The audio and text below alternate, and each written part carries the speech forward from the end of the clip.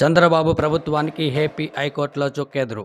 మాజీ సీఎం జగన్మోహన్ రెడ్డిపై తప్పుడు కేసులు పెట్టి జైలుకు పంపించాలని గుంటకాడ నక్కలా కాచుకొని ఉన్న చిన్నబాబుకు పచ్చ గ్యాంగ్కు మింగుడు పడని వాదనలు శుక్రవారం హైకోర్టులో జరిగాయి.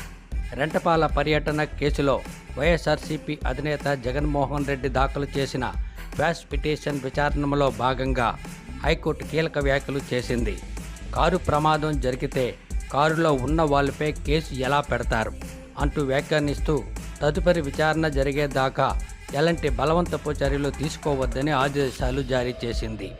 జగన్మోహన్ రెడ్డి వేసిన క్వాష్ పిటిషన్ విచారణలో హైకోర్టు పోలీసులను ఉద్దేశించి ఎందుకు ఘాటు వ్యాఖ్యలు చేయాల్సి వచ్చింది, ఒకానొక సందర్భంలో తీవ్ర అసహనం కూడా ఎందుకు వ్యక్తం చేయాల్సి వచ్చింది అంటే వివరాలు తెలియాలంటే అసలు ఏం జరిగిందో తెలుసుకోవాలి.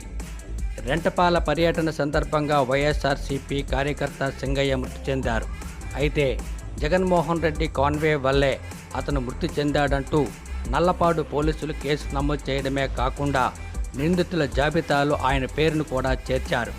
ఈ నేపథ్యంలో తీవ్రంగా స్పందించి ప్రతీకారంతోనే తనపై కేసు నమోదు చేశారని, అలాగే పర్యటనలో పెరుగుతున్న ప్రజాదరణ అడ్డుకోవడానికి ప్రజల సమస్యలను తెలుసుకునే ప్రయత్నం చేయనివ్వకుండా చేయాలని కుట్ర చేసి నాపై కేసు నమోదు చేశారంటూ హైకోర్టులో క్వాష్ పిటిషన్ వేశారు జగన్మోహన్ రెడ్డి గారు. హైకోర్టుకు విచారణకు వచ్చిన క్వాష్ పిటిషన్పై ప్రభుత్వ లాయరు ఇప్పటికే ఒకసారి వాయిదా ఇవ్వమని కోరారు.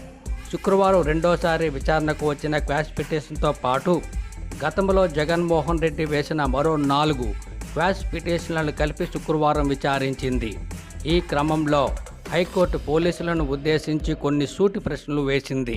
కారు ప్రమాదం జరిగితే కారులో ఉన్న వాళ్ళపై ఎలా కేసు పెడతారు, ప్రమాదానికి ప్రయాణికులను ఎలా బాధ్యులు చేస్తారా అని అన్నీ జాగ్రత్తగా తీసుకున్నప్పటికీ కుంభమేళాల్లో తొక్కిసలాట ఘటన జరిగింది కదా హైకోర్టు అంటూ వ్యాఖ్యానించింది. ఈ క్రమంలో ప్రభుత్వ తరపు న్యాయవాది వెనకడుగు వేసి వాదనలు వినిపించుకునేందుకు మరింత గడువు కోరగా తదుపరి విచారణను వచ్చే నెల 1వ తేదీకి వాయిదా వేసింది.